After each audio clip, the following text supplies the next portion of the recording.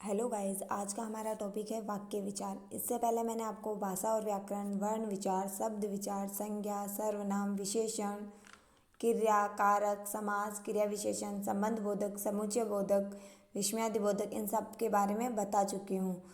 और आज मैं किसके बारे में बताऊँगी? वाक्य विचार के बारे में। इससे पहले आपने हमारे यूट्यूब चैनल को सब्सक्राइब नहीं किया तो सब्सक्राइब कर लें और बेल आइकन को भी ऑन कर लें, जिससे आपके पास हर एक वीडियो की नोटिफिकेशन आ जाए।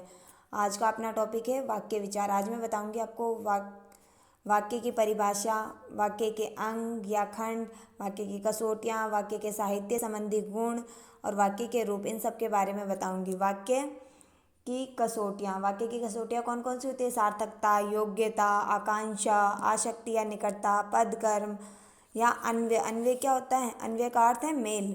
वाक्य के साहित्य संबंधी गुण कौन कौन से होते हैं? स्पष्टता, समृद्धता, श्रुति मधुरता, लचीलापन, विषय का ज्ञान। ये सब क्या है? अपने साहित्य संबंधी गुण। हम बोलकर अपने विचारों का आदान प्रदान करते हैं। हम अपनी बात वाक्यों द्वारा दूसरों तक पहुंचाते हैं। यदि आप ऐसे शब्दों का समूह द्वारा व्यक्त की जाए कि वक्ता का अभिप्राय स्पष्ट ना हो कि अपन क्या बात कह रहे हैं, वो बात अपने को पता ही ना चले, वो क्या है? अमुक वाक्य ठीक नहीं है। जैसे मैं आपको बता रही हूँ, देखो, किनारे नदी पेड़ है, ये वाक्य ठीक है क्या? नहीं है। यदि वक्ता इसे इस प्रकार कहे कि नदी के किनारे पेड़ है, तो ये वाक्य क्या है? अपना सही है। इस प्रकार वक्ता का अभिप्राय स्पष्ट हो जाता है, वह वाक्य कहलाता है। परिभाषा: शब्दों का ऐसा समूह है जिसका अर्थ व अभिप्राय स्पष्ट हो, वो क्या होता है? अपना वाक्य, उसे हम वाक्य कहते हैं। कभी कभी एक या दो शब्दों में ही पूरा भाव स्पष्ट हो जाता है। जैसे देखो, सुनिए, क्यों, आइए, जी अच्छा, सभी वाक्य है क्योंकि ये पूर्ण भाव की अभिव्यक्ति कर पा रहे हैं। वाक्य की पहचान यह भी है कि उसके अंत में पूर्ण विराम।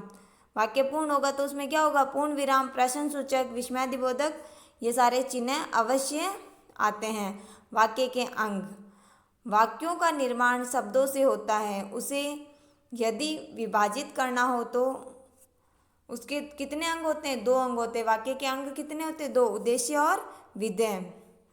विधेय तथा उद्देश्य को मिलाकर एक वाक्य पूर्ण होता है। एक पूरा वाक्य में क्या होगा? एक उद्देश्य और विधेय होगा तो वाक्य पूर्ण होगा। उद्देश्य: जिसके बारे में कोई बात कही जाए, वो क्या होता है? अपना उद्देश्य। उद्देश्य किसको कहते हैं? जो काम करने वाला हो, कर्ता, वो क्या होता है? उद्देश्य। सवाई घर गया, सवाई क्या है? ये काम करने वाला। काम कौन कर रहा है? घर जाने का काम सवाई कर रहा है, तो सवाई क्या है? अपना उद्देश्य। विकास बढ़ रहा है, चिड़िया उड़ रही है, इसमें क्रम से सवाई, विकास तथा चिड़िया के बारे में बात कही जा रही है, ये क्या है? अपने उद्देश्य है। विधेय: उद्देश्य के बारे में जो कुछ कहा जाए उसे विधेय कहा जाता है। जैसे पारुल नाच रही है, कर्ता को छोड़कर वो जो सारा वाक्य होता है वो अपना क्या होता है? विधेय। मम्मी खाना पका रही है, यहाँ पर उद्देश्य के बारे में जो कुछ कहा जाए वह विधेय है। नाच रही है, खाना पका रही है। सामान्य रूप से वाक्यों के दो रूप होते हैं। कितने रूप होते हैं? वाक्य के दो रूप होते हैं, रचना की दृष्टि से और अर्थ की दृष्टि से। रचना की दृष्टि से वाक्य कितने प्रकार के होते हैं? वैसे तो वाक्य की रचना की दृष्टि से वाक्य दो प्रकार के होते हैं। कौन कौन से? सरल और जटिल वाक्य। ये जो संयुक्त और मिश्र है, किसके प्रकार है? अपने जटिल वाक्य के। सरल वाक्य, अब मैं बता रही हूँ आपको सरल वाक्य। दीपिका पढ़ रही है, सवई और भवानी बैंक गए, परंतु इन दोनों वाक्यों में एक एक विधेय है। ये सब सरल वाक्य हैं। सरल वाक्यों में पहले वाक्य में एक उद्देश्य दीपिका तथा दूसरे वाक्य में दो उद्देश्य सवई और भवानी हैं। एक ही विधेय है, तो वो कौन सा? अपना सरल वाक्य है। सरल वाक्य की डेफिनेशन भी बता देती हूँ आपको। जिन वाक्यों में एक मुख्य क्रिया हो वो कौन सा होता है? अपना साधारण या सरल वाक्य है। और जटिल वाक्य, जटिल वाक्य के दो प्रकार होते हैं। जटिल वाक्य किसे कहते हैं? वे वाक्य जिनमें एक से अधिक उपवाक्य हो, वो कौन से होते हैं? अपने जटिल वाक्य। जटिल वाक्य के दो प्रकार है। कौन कौन से? संयुक्त वाक्य और मिश्र वाक्य।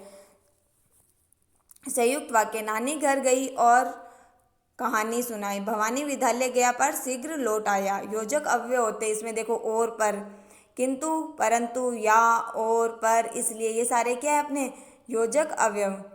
ऊपर लिखे दोनों वाक्यों में दो उपवाक्य हैं तथा दोनों समुच्चय बोधक अव्यय से जुड़े हैं, अर्थात यहाँ दो वाक्य जुड़े हुए हैं, अतः ये संयुक्त वाक्य। संयुक्त वाक्य की डेफिनेशन क्या होती है? जिस वाक्य में दो या दो से अधिक स्वतंत्र उपवाक्य हो उसे संयुक्त वाक्य कहते हैं। मिश्र या मिश्रित वाक्य, मिश्र या मिश्रित वाक्य कौन सा होता है? मैडम ने पूछा कि उसने काम क्यों नहीं किया, भवानी ने बताया कि उसे नौकरी मिल गई। यहाँ मैडम ने पूछा और भवानी ने बताया, ये क्या है? अपने उपवाक्य हैं। तथा शेष आश्रित वाक्य, इसलिए ये मिश्र वाक्य है। मिश्र वाक्य की परिभाषा क्या है? वह वाक्य जिसमें एक मुख्य उपवाक्य हो और अन्य आश्रित उपवाक्य, उसे मिश्र वाक्य कहते हैं। वाक्य परिवर्तन, सरल वाक्य से संयुक्त वाक्य बनाएंगे। सरल वाक्य होगा, उस संयुक्त वाक्य में क्या होता है? योजक चिन्ह आपको बताए थे मैंने, जो और, तथा, पर, किंतु, लेकिन, ये सारे क्या आएंगे उसमें? जैसे देखो, माँ ने घर आकर मिठाई बनाई, और संयुक्त वाक्य में क्या हो जाएगा? माँ घर आई और क्या है अपना अवयव? घर आई और मिठाई बनाई। अध्यापिका ने कक्षा में आज पढ़ाया नहीं, अध्यापिका कक्षा में आई पर आज पढ़ाया नहीं। सरल वाक्य से मिश्रित वाक्य, सरल मिश्रित वाक्य में क्या होगा? सरल वाक्य में क्या होता है? अपने सरल वाक्य से मिश्रित वाक्य बनाने के लिए दिए गए सरल वाक्य के दो वाक्य, एक मुख्य उपवाक्य, दूसरा आश्रित वाक्य बनाकर उन्हें किन से जोड़ेंगे? जहाँ, जब, जिसने, जो, की, क्योंकि, ये सारे अवयव से जोड़ेंगे। छुट्टियों में हम शिमला जाएंगे, जब छुट्टियां हो जाएगी हम शिमला जाएंगे। अध्यापिका के जाते ही छात्र शोर मचाने लगे, जैसे ही अध्यापिका गई छात्र शोर मचाने लगे। संयुक्त वाक्य में दो स्वतंत्र वाक्य होते हैं, उनमें से एक को मुख्य वाक्य बनाकर तथा दूसरे को आश्रित वाक्य बनाकर मिश्रित वाक्य बनाया जाता है। ऐसा करने के लिए मुख्य वाक्य तथा आश्रित वाक्य को जहाँ, जब, जिसने, जो, क्योंकि, ये सारे योजक चिन्ह। नेता, जैसे संयुक्त वाक्य से मिश्रित वाक्य, नेताजी मंच पर आए और भीड़ शांत हो गई, जैसे ही नेताजी मंच पर आए भीड़ शांत हो गई। समीर आया और मोहन चला गया, समीर आया तो मोहन चला गया। मैं आया ही था, उसने बुला लिया, मैं आया ही था कि उसने बुला लिया। उपवाक्य, वाक्य की सबसे छोटी इकाई उपवाक्य है। किसी वाक्य में जब एक ही उपवाक्य होता है उसे सरल वाक्य ही कहते हैं, किंतु एक से अधिक उपवाक्य भी वाक्य होते हैं। मिश्रित वाक्य के कितने होते हैं उपवाक्य? मिश्रित वाक्य में आने वाले उपवाक्य 3 होते हैं। कौन कौन से होते हैं? संज्ञा उपवाक्य, विशेषण उपवाक्य और क्रिया विशेषण। संज्ञा उपवाक्य क्या होता है? आश्रित उपवाक्य का प्रयोग प्रधान उपवाक्य के उद्देश्य, कर्म तथा पूरक के बदले आता है, तो उसे क्या कहते हैं अपन?